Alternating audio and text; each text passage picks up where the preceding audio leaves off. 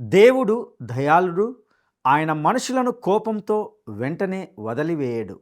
దేవుడు దీర్ఘశాంతం గలవాడు. ఎవరు నశించాలని కోరడు. మరి అలాంటప్పుడు ఆయన ఎలాంటి పరిస్థితుల్లో వారిని వదిలిపెట్టాల్సి వస్తుంది? ఈ విషయాలను పరిశీలిద్దాం.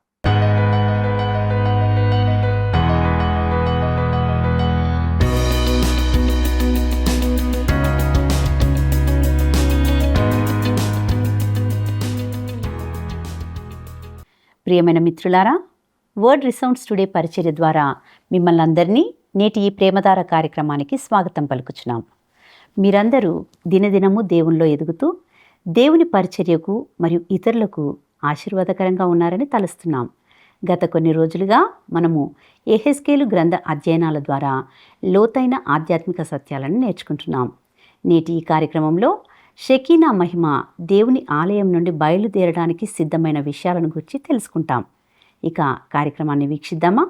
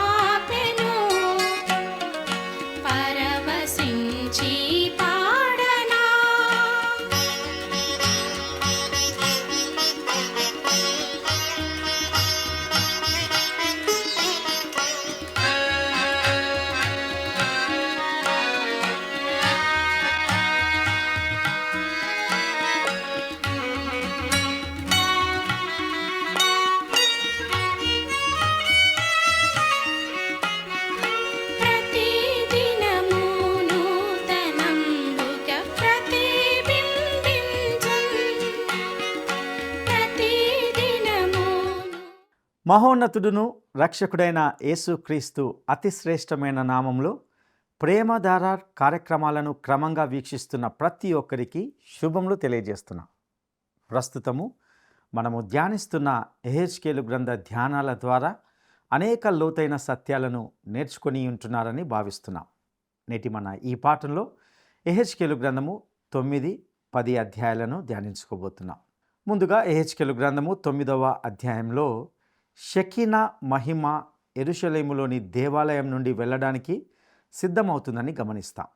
మనష్షే రాజు కాలం నుండి షెకీనా మహిమ వస్తూ పోయే స్థితిలో ఉందని నా యొక్క నమ్మకం. ఎందుకంటే దేవుడు దయాళుడు. ఆయన మనుషులను కోపంతో వెంటనే వదిలివేయడు. దేవుడు దీర్ఘశాంతము కలిగిన వాడు. ఎవరు నశించాలని కోరడు. ఇక యెహెజ్కేలు గ్రంథము 9వ అధ్యాయము 2, 3 వచనాలను చదివి ఈనాటి అధ్యాయాన్ని ప్రారంభించుకుందాం. అంతలో ఒక్కొక్కరు తాను హతము చేయు ఆయుధమును చేతపట్టుకొని ఉత్తర దిక్కుననున్న పై గవిని మార్గముగా 6 మనుషులు వచ్చుచుండిరి. వారి మధ్య ఒకడు అవిసెనార బట్ట ధరించుకొని నడుమునకు లేఖకుని సిరాబుడ్డి కట్టుకొని ఉండెను. వారు ఆలయంన ప్రవేశించి ఇత్తడి బలిపీఠము నొద్ద నిలిచిరి. ఇశ్రాయేలీయుల దేవుని మహిమ తానున్న కెరూబు పైనుండి దిగి మందిరపు గడప దగ్గరకు వచ్చి నిలిచి అవిసె నారబట్ట ధరించుకొని లేఖకుని సిరాబుడ్డి నడుమునకు కట్టుకొనిన వానిని పిలువగా. ప్రియులారా, ఈ వచనంలో పై గవిని మార్గముగా 6 మనుషులు వచ్చుచుండిరి అనే మాటను గమనిస్తాం. ఈ 6 వ్యక్తులు దేవదూతలే. వారిని ఇంకే విధంగా కూడా వివరించలేము. ఈ లోకంపై తీర్పు తీర్చడానికి దేవుడు దేవదూతలను ఉపయోగిస్తాడు. వారు ఇశ్రాయేలు దేశముతోనే వ్యవహరిస్తారు. సంఘంతో వారికి ఎటువంటి సంబంధం లేదు. పెంతెకొస్తు దినాన పరిశుద్ధాత్ముడు వచ్చాడు, దేవదూతలు కాదు. మరియు ప్రభు సంఘాన్ని ఈ లోకం నుండి తీసుకువెళ్ళడానికి వస్తున్నప్పుడు ఆయనతో దేవదూతలు ఉండరు.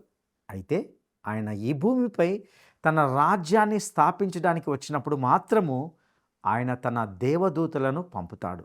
మత్తయి సువార్త 13వ అధ్యాయము 41వ వచనాన్ని గమనిద్దాం.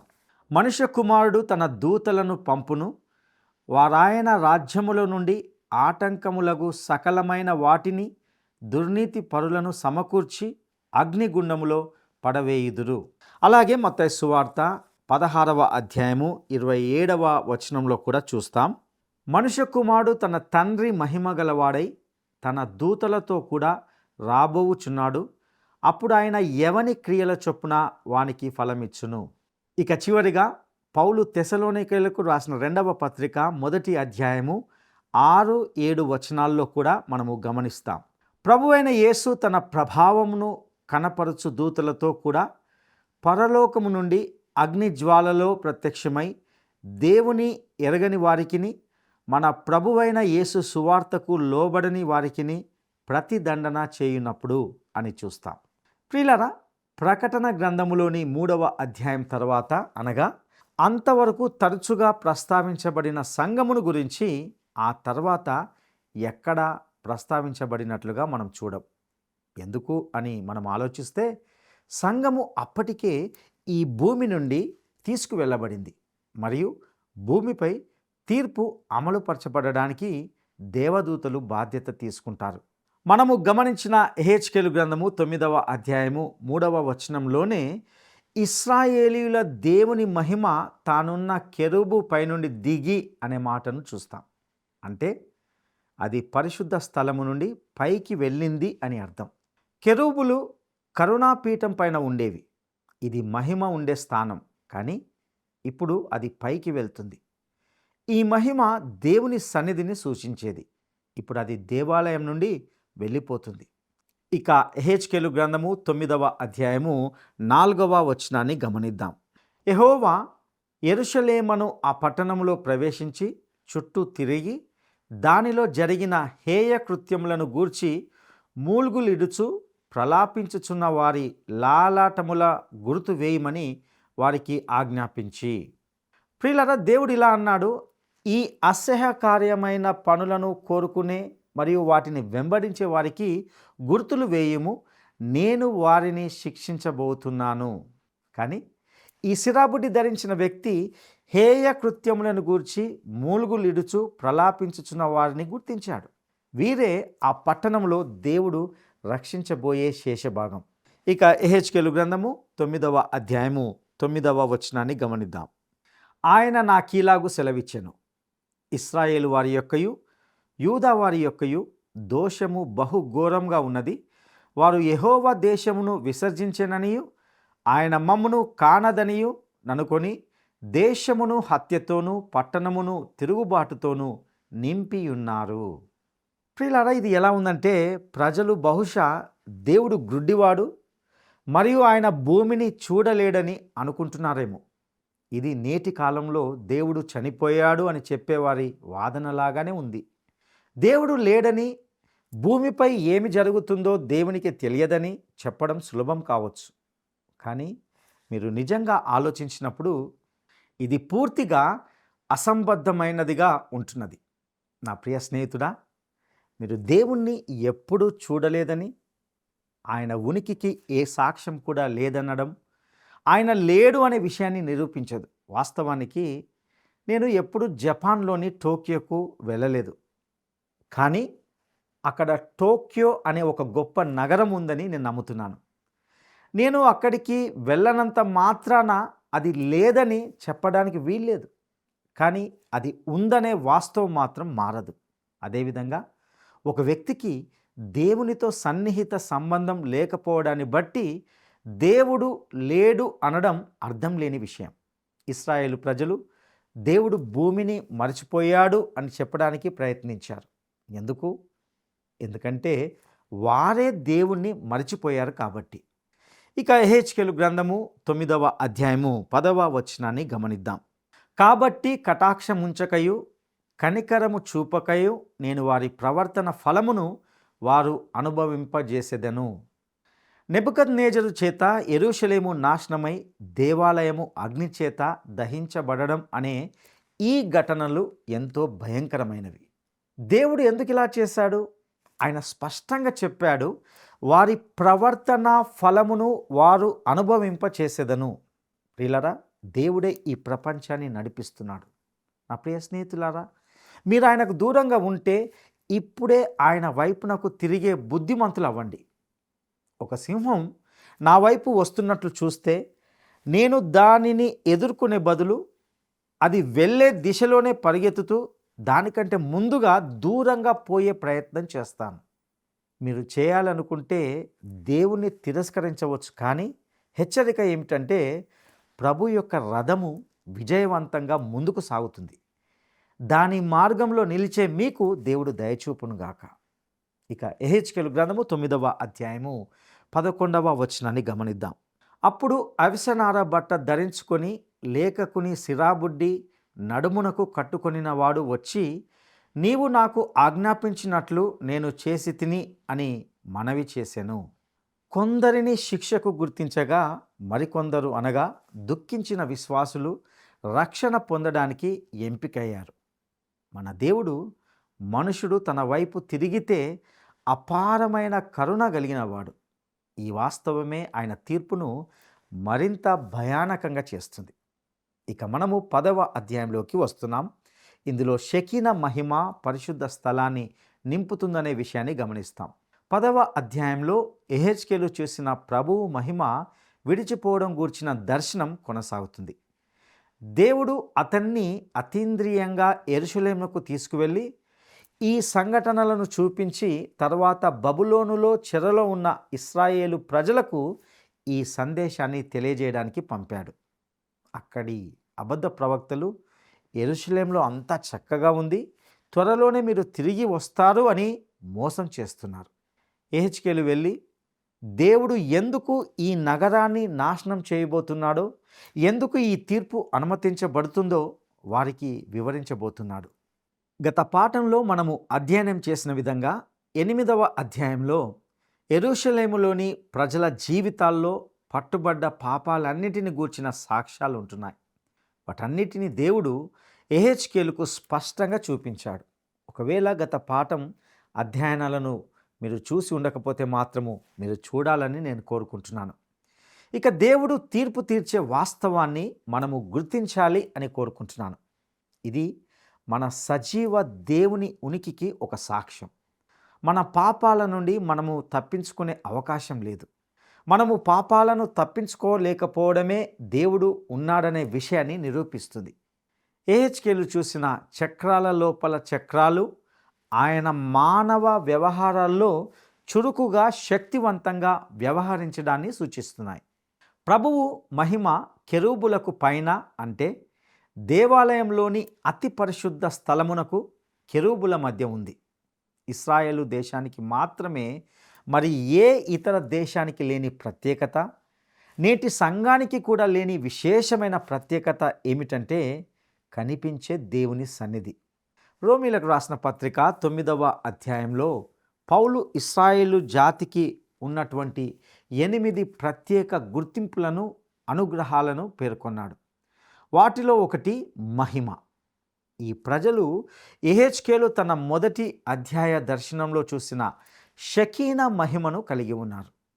మునుపటి అధ్యాయంలో మహిమ దేవుని యొక్క దేవాలయం నుండి బయలుదేరడం ప్రారంభించింది. ఇప్పుడు అది మరింత దూరంగా వెళ్తుంది. ఇది దేవాలయం నుండి బయటకు వచ్చి దానిపై మేఘంలా నిలిచింది. దానినే ఇప్పుడు మనం ఇలా చదువుతాం. యెహెజ్కేలు గ్రంథము 10వ అధ్యాయము 1-2 వచనాలను గమనిద్దాం. నేను చూచుచుండగా కెరూబులకు పైగానున్న ఆకాశ మండలం వంటి దానిలో నీలకాంతమయమైన సింహాసనము వంటిదొకటి అగుపడెను. అప్పుడు అవిసనార బట్ట ధరించుకొనిన వానితో యెహోవా, కెరూబు క్రిందనున్న చక్రముల మధ్యకు పోయి కెరూబుల మధ్యనున్న నిప్పులు చేతుల నిండా తీసుకొని పట్టణము మీద చల్లుమని సెలవీయగా నేను చూచుచుండునంతలో అతడు లోపలికి పోయెను. ప్రియులారా, ఈ వచనాల్లో చెప్పబడిన విధంగా నారబట్ట ధరించిన వ్యక్తి బలిపీఠం నుండి నిప్పులు తీసి వాటిని చల్లాలి. అర్పించబడిన రక్తమును బలిపీఠం నుండి తీసి కరుణాపీఠం మీద పెట్టేవారు. ఈ నిప్పులు తీర్పును సూచిస్తాయి. ప్రజలు దేవుని కృప, దయ మరియు విమోచనను తిరస్కరించారు. ఇప్పుడు వారు తీర్పును భరించాల్సి ఉంటుంది. నా ప్రియ స్నేహితులారా, ఇది అర్థం చేసుకోవడం చాలా సులభమైన విషయం. దేవుడు మిమ్మల్ని ప్రేమించినందున తన కుమారుని పంపాడు. ఆయన పరిశుద్ధుడు కాబట్టి మీ పాపాలకు మరియు నా పాపాలకు ప్రాయశ్చిత్తం చెల్లించాల్సి వచ్చింది. ఆయన శిలువపై మరణించవలసి వచ్చింది. క్రీస్తు యొక్క ప్రాయశ్చిత్తం, ఆయనే మన పాపాలకు కరుణాపీఠం. కేవలం మనకు మాత్రమే కాదు, సర్వలోకమంతటికి కూడా మీరు వెళ్ళడానికి ఒక కరుణాపీఠం ఉంది. కానీ మీరు దాన్ని తిరస్కరిస్తే గనక దేవుని తీర్పు మీపై రావాల్సి ఉంది. క్రీస్తు మీ తీర్పును మోసాడు. దేవుడు మిమ్మల్ని క్షమించే ఏకైక మార్గం అది. ఆయన క్షమించడానికి కారణము మీరు ఒక ముద్దులకే చిన్నారి అని లేదా సంతోషాన్ని ఇచ్చే ఒక బాబు అని కాదు. మీరు ఒక పాపి అని మరియు ఆయనకు వ్యతిరేకంగా తిరుగుబాటు చేస్తున్నారు. నేడు క్రైస్తవులు చెప్పవలసింది ఏమిటంటే, మేము రక్షించబడిన పాపులం, మేము ఏమాత్రము ఉన్నతమైన వ్యక్తులము కాము. ఇక ఇప్పుడు తీర్పు భూమికి కేంద్రమైన యెరూషలేము నగరంపై రాబోతుంది. ఇది భూమికి నాభి అని దేవుడు అంటాడు. ఇది 1000 ఏళ్ల పాలనకు కేంద్రంగా ఉంటుంది మరియు ఇది భూమి యొక్క శాశ్వత కేంద్రంగా ఉంటుంది. ఇది ఈనాటికి భూమి మీద అత్యంత సున్నితమైన భూభాగం. ఎవరో ఇలా అన్నారు, పాలస్తీనా అబ్రహాము కాలంలో భూమికి నాడి కేంద్రంగా మారింది. తరువాత మోషే మరియు ప్రవక్తల కారణంగా అది సత్య కేంద్రంగా మారింది. చివరికి క్రీస్తు అవతరణ ద్వారా అది రక్షణ కేంద్రంగా మారింది. అతని తిరస్కరణ దానిని తుఫాను కేంద్రంగా మార్చింది మరియు అది శతాబ్దాలుగా అలాగే కొనసాగుతుంది. లేఖనాలు ఊహిస్తున్నది ఏమిటంటే, అది మెస్సియా రాజ్యం క్రింద శాంతి కేంద్రంగా ఉంటుంది మరియు ఇది ఇంకా అనుభవించాల్సిన ఒక క్రొత్త విశ్వంలో మహిమ కేంద్రంగా ఉంటుంది. ప్రియులారా, మనము యెహెజ్కేలు దర్శనం ద్వారా ఆ నగరం నుండి మహిమ బయలుదేరడాన్ని చూస్తున్నాం. కానీ ఈ నగరం పట్ల దేవునికి ఒక శాశ్వత ఉద్దేశం అంటూ ఉంది. ఇక యెహెజ్కేలు గ్రంథము 10వ అధ్యాయము 4వ వచనాన్ని గమనిద్దాం. యెహోవా మహిమ కెరూబుల పైనుండి ఆరోహణమై మందిర గడప దగ్గర దిగి నిలిచెను మరియు మందిరము మేఘముతో నిండెను. ఆవరణమును యెహోవా తేజో మహిమతో నిండినదాయెను. ప్రియులారా, షకీనా మహిమ పరిశుద్ధ స్థలానికి పరిమితమై ఉండేది. ఇది ఈ ప్రజలు దేవుని దగ్గరకు వెళ్ళడాన్ని సూచిస్తుంది. అయితే ఇప్పుడు మహిమ కెరూబుల మధ్యనున్న పరిశుద్ధ స్థలాన్ని విడిచి ప్రజలు దేవుని వైపు తిరిగి రావాలని ఆలయం మీద సంచరిస్తుంది. ఇక యెహెజ్కేలు గ్రంథము 10వ అధ్యాయము 5-8 వచనాలను గమనిద్దాం. దేవుడైన సర్వశక్తుడు పలుకున్నట్లుగా కెరూబుల రెక్కల చప్పుడు బయటి ఆవరణం వరకు వినబడెను. కెరూబుల మధ్య నుండి చక్రముల దగ్గర నుండి అగ్ని తీసుకొనుమని ఆయన అవిసనార బట్ట ధరించుకొనిన వానికి ఆజ్ఞ ఇయ్యగా అతడు లోపలికి పోయి చక్రము దగ్గర నిలిచెను. కెరూబుల్లో ఒకడు కెరూబుల మధ్యనున్న అగ్ని వైపు చెయ్యి చాపి నిప్పులు తీసి అవిసనార బట్ట ధరించుకొనిన వాని చేతిలో నుంచగా అతడు అవి పట్టుకొని బయలుదేరెను. అంతలో కెరూబుల రెక్కల క్రింద మానవ హస్త రూపం ఒకటి కనబడెను. ప్రియులరా, ఇక్కడ చెయ్యి అను పదము కీర్తనల గ్రంథము 19వ అధ్యాయము మొదటి వచనంలో ఆకాశములు దేవుని మహిమను వివరించుచున్నవి, అంతరిక్షము ఆయన చేతి పనిని ప్రచురపరచుచున్నది అని చెప్పబడినట్లుగా దేవుడు చేస్తున్న పనులను సూచిస్తుంది. ఈ సృష్టి అంతా దేవుని వ్రేళ్లతో చేసిన క్రియ. కానీ మానవ రక్షణలో దేవుని పని అంతకంటే గొప్పది. యెషయా గ్రంథము 53వ అధ్యాయము మొదటి వచనంలో యెషయా, మేము తెలియజేసిన సమాచారము ఎవడు నమ్మెను? యెహోవా బాహువు ఎవనికి బయలుపరచబడెను అని అన్నాడు. నిజమే, ఆయన తన బలమైన బాహువును ఉపయోగించాడు. దేవుని పనిని నేను అర్థం చేసుకోవడానికి నాకున్న ఏకైక మార్గము నాకు తెలిసిన పదాలను ఉపయోగించడమే. నేను కొన్ని పనులు చేయడానికి వ్రేళ్లను, ఇతర పనులకు చేతులను, మరింత భారమైన పనులకు బాహువులను ఉపయోగిస్తాను. దేవుడు చేసిన గొప్ప పని క్రీస్తు శిలువ మీద ఆశ్చర్యకరమైన రక్షణ ప్రేమ కార్యాన్ని నిర్వహించడం. అది ఆయన బలమైన బాహువు. కానీ దేవుడు సృష్టిని సృష్టించినప్పుడు ఆయన కేవలము తన వ్రేళ్లను ఉపయోగించాడు. జాన్ వెస్లీ అనే భక్తుడు ఇలా అన్నాడు, దేవుడు సృష్టిని సృష్టించాడు, సగం బలాన్ని కూడా ప్రయత్నించలేదు. ఎహెచ్కేల్ ఇక్కడ చెప్పినది ఏమిటంటే దేవుని చెయ్యి తీర్పు చేయడంలో కొనసాగుతుంది. ఇక ఎహెచ్కేలు గ్రంథము 10వ అధ్యాయము 9వ వచనాన్ని గమనిద్దాం. నేను చూచుచుండగా ఒక్కొక్క కెరూబు దగ్గర ఒక చక్రము చొప్పున 4 చక్రములు కనబడెను. ఆ చక్రములు రక్తవర్ణపు రాతితో చేయబడినట్లు ఉండెను. ప్రియులారా, మీరు ఎప్పుడైనా ఒక చక్రం తిరుగుతున్నప్పుడు చూసారా? ఒక విలువైన రాయి వలె మెరిసే కాంతి దానికి ఉంటుంది. ఈ చక్రాలు నిరంతరం తిరుగుతూనే ఉంటాయి. అవి మనకు దేవుడు బిజీగా తీరిక లేకుండా ఉన్నాడనే వాస్తవాన్ని సూచిస్తాయి.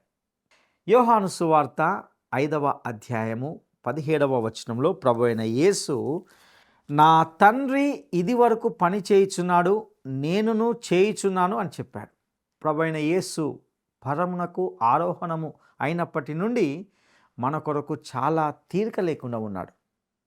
ఇక ఎహెచ్కేలు గ్రంథము 10వ అధ్యాయము 10-11 వచనాలను గమనిద్దాం. ఆ 4 చక్రములు ఏకరీతిగా నుండి ఒక్కొక్క చక్రమునకు లోగా మరి ఒక చక్రమున్నట్లుగా కనబడెను. అవి జరుగుచుండగా 4 వైపులు జరుగుచున్నట్లు ఉండెను. వెనుకకు తిరుగక జరుగుచుండెను. తల ఏ తట్టు తిరుగునో అవి ఆ తట్టే దాని వెంట పోవుచుండెను. వెనుకకు తిరుగక జరుగుచుండెను. దేవుడు దేనినైనా మర్చిపోయి దానిని తీసుకోవడానికి తిరిగి రావాల్సిన అవసరం అంటూ ఎప్పుడూ ఉండదు. ఆయన ఒకవైపు నుండి మరొక వైపుకు దారి తొలగిపోవాల్సిన అవసరం లేదు. ఆయన ఎప్పుడూ మార్గము మార్చుకోడు.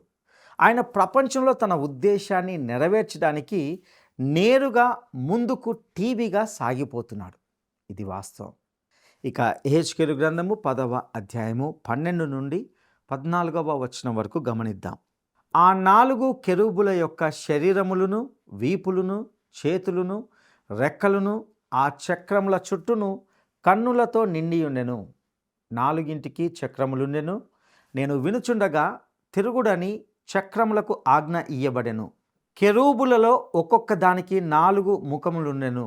మొదటిది కెరూబు ముఖము, రెండవది మానవ ముఖము, మూడవది సింహముఖము, 4వది పక్షిరాజు ముఖము.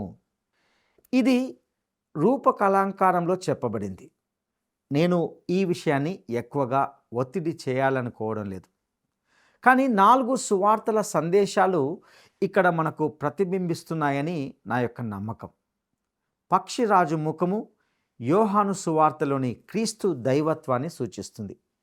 సింహపు ముఖము ఇది మత్తయి సువార్తలోని క్రీస్తు రాజత్వాన్ని, యూదా గోత్రపు సింహాన్ని సూచిస్తుంది.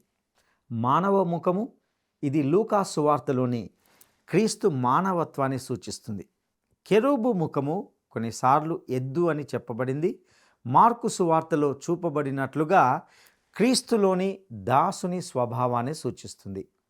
ప్రియులారా, నీవు నేను నిత్య జీవం పొందేందుకు ఆయన తన రక్తాన్ని చిందించాడు. ఆయన మన కొరకు ఒక కరుణా పీఠాన్ని ఏర్పాటు చేశాడు. దేవాలయంలో కెరూబులు అర్పించబడిన రక్తం పైకి చూస్తూ ఉండేవి. ఇక యెహెజ్కేలు గ్రంథము 10వ అధ్యాయము 15వ వచనాన్ని గమనిద్దాం. ఈ కెరూబులు పైకెక్కెను, కెబారు నది దగ్గర నాకు కనబడిన జంతువు ఇదే. యెహెజ్కేలు ఇక్కడ తన మొదటి దర్శనాన్ని సూచిస్తున్నాడు. ఇక యెహెజ్కేలు గ్రంథము 10వ అధ్యాయము 18వ వచనాన్ని గమనిద్దాం. యెహోవా మహిమ మందిరపు గడప దగ్గర నుండి బయలుదేరి కెరూబులకు పై తట్టున నిలువగా. ప్రియులారా, ఈ వచనాన్ని గమనించారా? దేవుని మహిమ దేవాలయం నుండి పైకి వెళ్తుంది. ఇక యెహెజ్కేలు గ్రంథము 10వ అధ్యాయము 19వ వచనాన్ని గమనిద్దాం. కెరూబులు రెక్కలు చాచి నేను చూచుచుండగా నేల నుండి పైకి లేచెను. అవి లేవగా చక్రములు వాటితో కూడా లేచెను. అవి యెహోవా మందిరపు తూర్పు ద్వారమునకు వచ్చి దిగి అక్కడ నిలువగా ఇశ్రాయేలీయుల దేవుని మహిమ వాటికి పైగా నిలిచెను. ఇక్కడ కెరూబులు పైకి లేచాయి. మహిమ బయటకు వెళ్ళి తూర్పు ద్వారం వద్ద నిలిచింది. ఇక యెహెజ్కేలు గ్రంథము 10వ అధ్యాయము 20 నుండి 22 వచనాలను గమనిద్దాం. కెబారు నది దగ్గర ఇశ్రాయేలు దేవుని క్రింద నాకు కనబడిన జీవి ఇదే. అవి కెరూబులని నేను గుర్తుపట్టి తిని. ఒక్కొక్క దానికి 4 ముఖములను 4 రెక్కలను ఉండెను. మరియు ఒక్కొక్క దానికి రెక్క క్రిందను మానవ హస్తము వంటిది ఒకటి కనబడెను. మరియు వాటి ముఖ రూపములు కెబారు నది దగ్గర నాకు కనబడిన ముఖ రూపముల వలె ఉండెను. అవియు వాటి రూపములను అదే విధంగా ఉండెను. ఇవి అన్నీయు ఆయా ముఖముల వైపుగా జరుగుచుండెను. ఈ దర్శనం దేవుడు మానవ రూపం ధరిస్తాడనే వాస్తవాన్ని సూచిస్తుందని నేను నమ్ముతున్నాను. లేదా యోహాను తన సువార్తలో చెప్పినట్లు వాక్యము శరీరధారి అయి మన మధ్య నివసించెను. ప్రియ సహోదరుడా, సహోదరి, వాక్యమై ఉన్న దేవుడు శరీరాన్ని ధరించాడు. ఆయనే యేసుక్రీస్తు. నీ పాపముల కొరకు, నా పాపముల కొరకు ఆయన మరణించి సమాధి చేయబడి తిరిగి సజీవుడయ్యాడు. ఈ సత్యాన్ని నీవు నమ్మితే నిత్య జీవాన్ని పొందుకుంటావు. అటి కృప దేవుడు నీకు దయచేయునుగాక. దైవాశీస్సులు.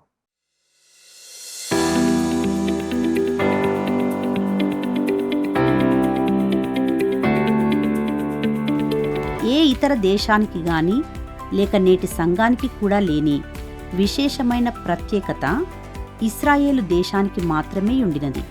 ఇంతకీ అది ఏమిటి? ఏ ఇతర దేశానికి గాని లేక నేటి సంఘానికి కూడా లేని విశేషమైన ప్రత్యేకత ఇశ్రాయేలు దేశానికి మాత్రమే ఉండినది. ఇంతకీ అది ఏమిటి? 1. కనిపించే దేవుని సన్నిధి.